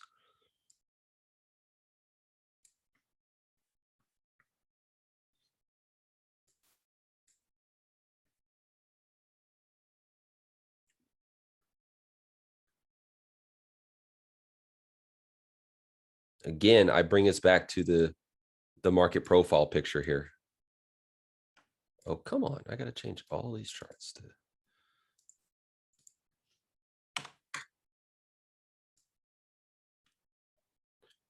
Forget the upper distribution. We are here.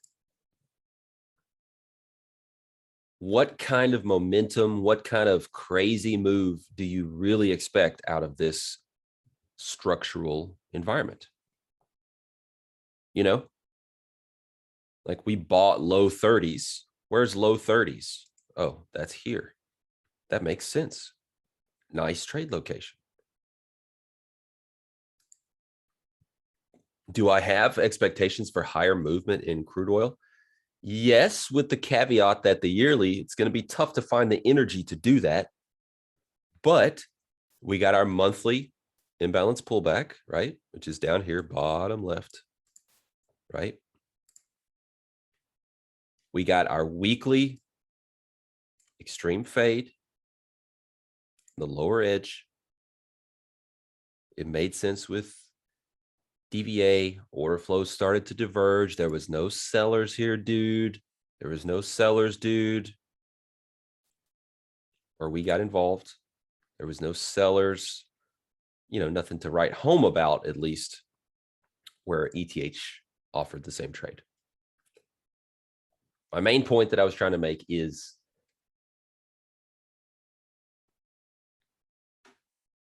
tame your expectations when you're in a rotational structural market profile environment, even when you have good, long-term VWAP setups and different things going on. Understand that there's going to be a hurdle to get through for those trades to work like you might want them to.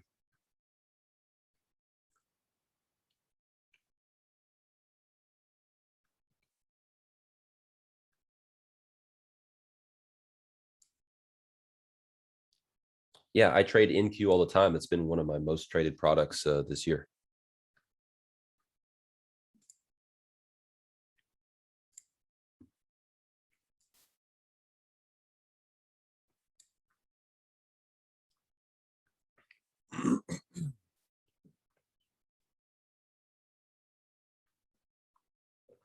Order flow, not loving what we're seeing here. Can't get back through delta neutral RTH.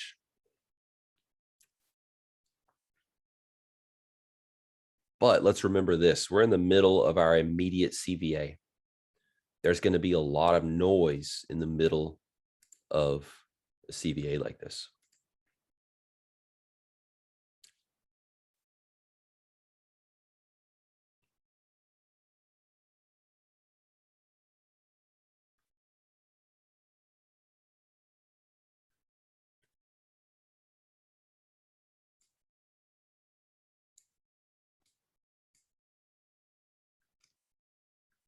Doesn't look like we're going to trade the S&P today. We needed a lower pullback. Granted, take a look at where weekly is now.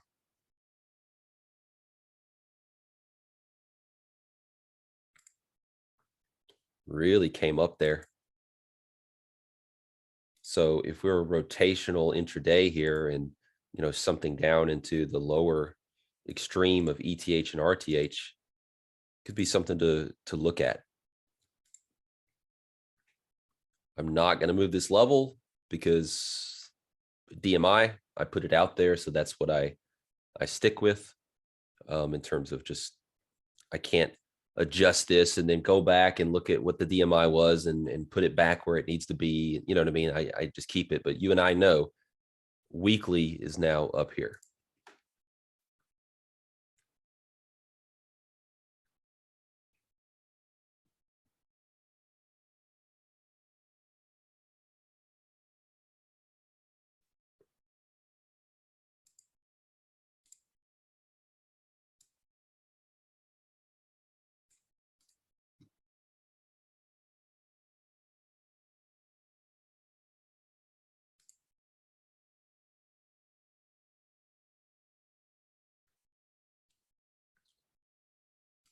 The width of my zones is absolutely arbitrary, but what you'll find is that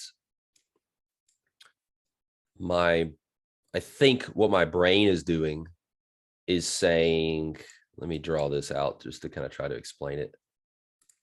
If I have an area that is, let's say, this wide, and I want to highlight the upper reference, I'm probably going to draw something like this.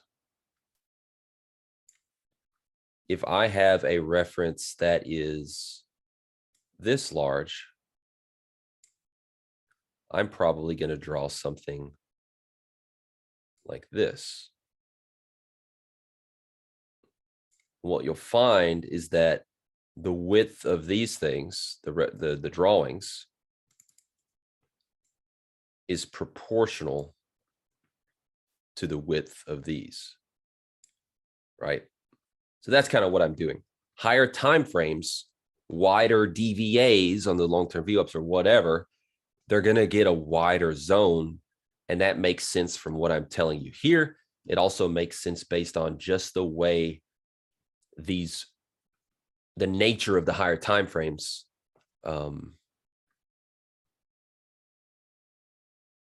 and there being more need for wiggle room, which is a technical term. Crude. Back up to the highs. Not impressed with the buying there. But we don't need to sweat the details. Once I get to a core position and I like my trade location and I like my narrative and I understand the dissonance I'm facing. In this case, the dissonance is we're stuck in a CVA. We got the lower CVA trade location, so we're good to go. We've got an excess low in B period there. We feel good about the trade we're in. It's all good. I don't care, what plays out from there, but I understand the narrative. The potential for the monthly is to go back up to, the +2, 83.40s. The potential for the weekly is to go, up here to this upper extreme, call it 83. But in order to do that, we're going to need to get above the composite value high, 82, right?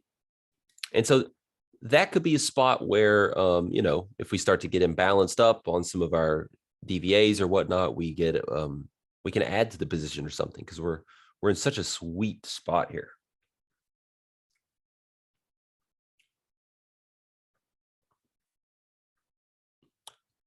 Let's see what happened in gold. So we were thinking about getting long here. We said, I think in real time, this was probably the reentry, to get long again.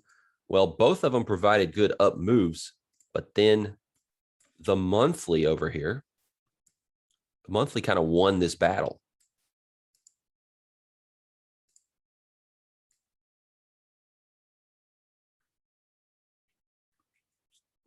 I might need to change my color scheme.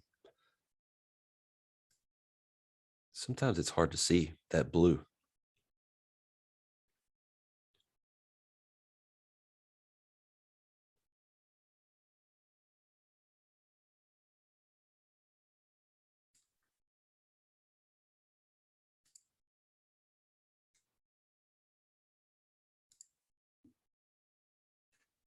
Hello. So the monthly won the battle here.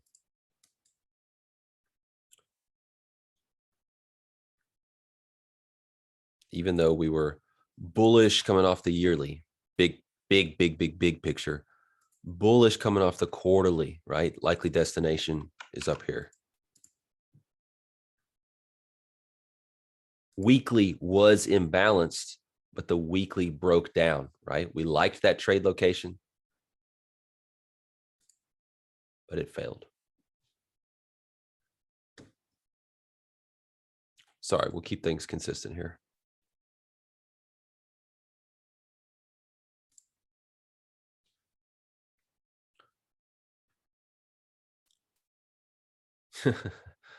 Yeah, it is pretty shocking to the eyes when you've got, you know, 4 32-inch monitors in front of you, and they've been pitch black, and all of a sudden it's white.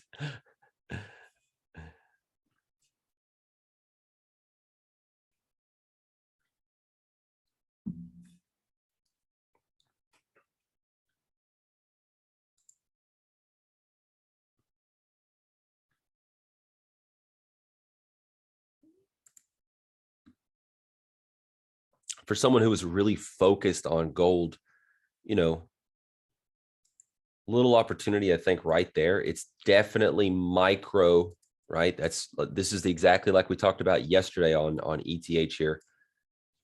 That's, if you look at this in hindsight and we went straight up from here, it's a no-brainer, right? It's rotational. I don't care that it's below. But if you're bearish for contextual reasons, remember in the course I always talk about, you can see the same person with different narrative reads can read and use DVA in different ways, barring rhythm. They each need to be in rhythm in the same area. So someone who's bullish could buy this bar right here. Someone who's bearish could sell the micro imbalance pullback there. And so it'd be a fast trend a fast trend imbalance pullback here.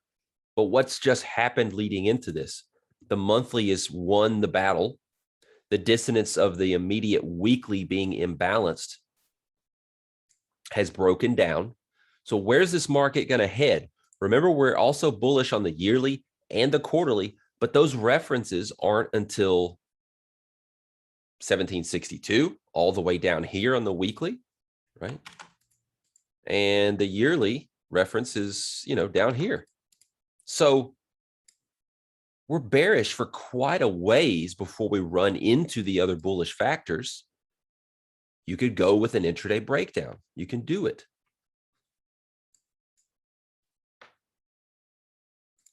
Y'all getting my charts all out of whack here. All out of whack. Gotta fix the charts. Or the lines, as my wife calls it. How are the lines today? The lines are pretty good, babe. How are the lines?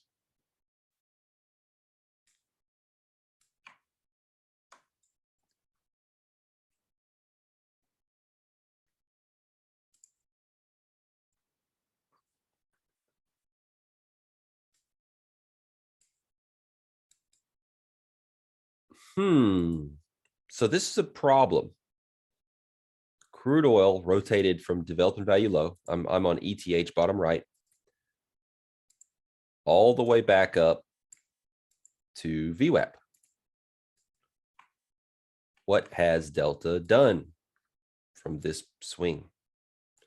Well, Delta has gone from here to here, while price has gone from here to here.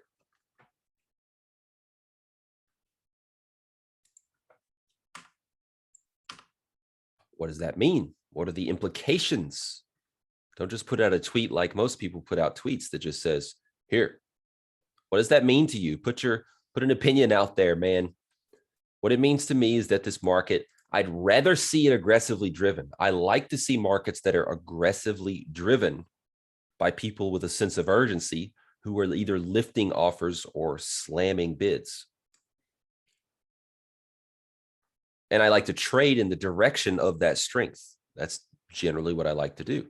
So when I see a move in my favor, in this case, a rotation, an up leg, that's kind of on weak delta, it tells me that, number one, I don't like it because as I said, I prefer aggressiveness behind my position, weakness on counter rotations. But what's happening there is that that up leg is simply passively driven. There are passive buy orders, not aggressive buy orders, who are kind of dominating that market and causing it to just drift up. It could be on heavy volume if there's a battle going on and a lot of bids being hit, but also a lot of offers being lifted, so the delta nets out as to kind of zero for the period. Or if it's on light volume, which I would be willing to bet that this was. If we go glance at our RVol, there's a couple elevated bars there, but it's mostly red bars, which is below average volume. That means we're drifting up on very little trading, but essentially there's a passive buy order on the bid, which people are maybe stepping in front of. And so the offers are running away from it and there's not much trade going on, but we're drifting up.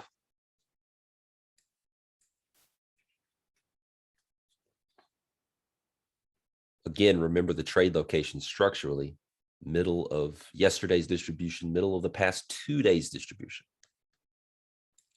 We're not going to try to read the tea leaves too hard while we're holding a small core position in this area. So some aggressiveness has come in since we've had this conversation. The last couple bars have been the current bar and the prior bar have been on a stronger delta, as you see an actual push start to be made there.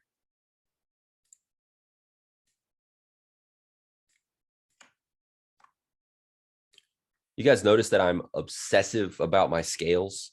I always get things back to, where they were, give or take. I keep my view consistent. The only reason I'm changing these things is because I'm teaching you. I'm zooming in so people can really see what I'm talking about.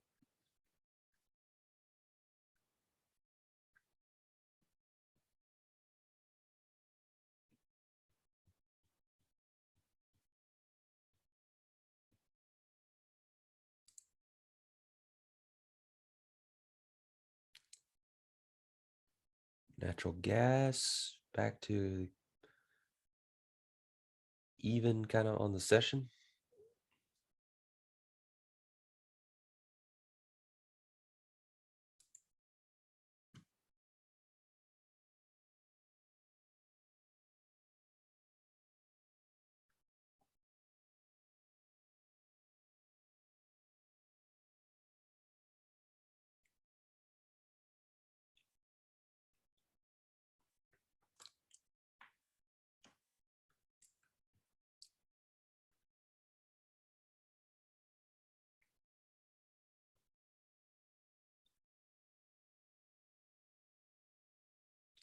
Order flow heard us talking bad about it. He said, okay. We'll try harder. We'll try harder. Sorry about that.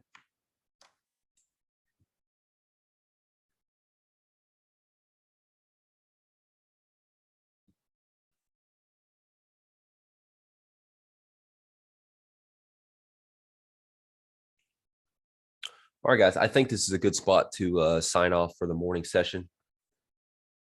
We're going to be just babysitting this thing, and we're going to be a negligent babysitter. There's not much we're going to do here. If you want to be aggressive, the next opportunity is the breakout pullback of the CBA, which might line up with an RTH imbalance pullback, right? So the next leg down, you might stalk a long or an ad or something there. I'll cross that bridge when we get to it. I don't like that we're still rotational ETH. I'd kind of rather wait to see it get imbalanced there and then go for that final push. If there's room, I don't know, across the weekly. Across the weekly is where I'm going to consider, final exits and things like that.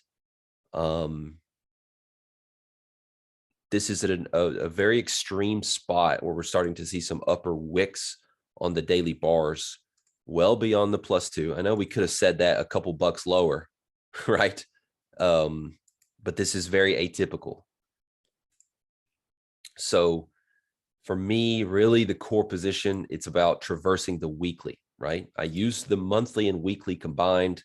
I use a lot of stuff combined, but narrative wise, along with the structural move, structurally, we've already hit the destination and we're going for more. We're having a condition shift that brings us into being able to take profits into the upper extreme on the weekly. That's really what I'm targeting here. So a negligent babysitter is a great core position trader because you're not going to overthink things. You're going to do less.